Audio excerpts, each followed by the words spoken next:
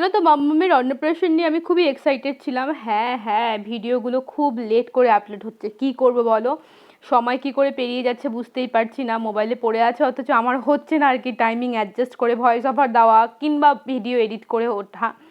এই যে কেকটা দেখছো, আমার বান্ধবী মানে সেই স্কুলের ছোট্টবেলার বেস্ট ফ্রেন্ড মিন্নি, ও কিন্তু বানিয়েছে।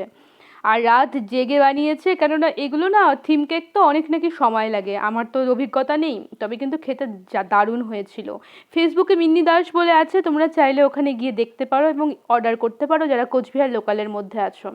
ও কিন্তু হোম ডেলিভারিও করে। খুব সুন্দর টেস্ট হয়েছিল। তাছাড়া আমার খুব অনেক দিনের শখ ছিল যে এইরকম একটা 2 লেয়ারের কেক হবে। ওপরের লেয়ারটাতে ছিল ম্যাঙ্গো ফ্লেভার আর নিচেরটাতে ছিল স্ট্রবেরি ফ্লেভার। আমি দুটোতেই বলেছিলাম চকোস দিতে, মানে আর কি হোয়াইট চকো, হোয়াইট।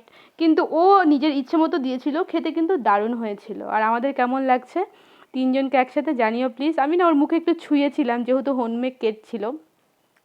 ওর অন্নপ্রাশন, ওকে দেবো না সেটা কখনো হয়? তোমরা ওকে প্রচুর আশীর্বাদ করো যেন ও ভালো থাকে সুস্থ থাকে। টাটা, ভালো থেকো সবাই।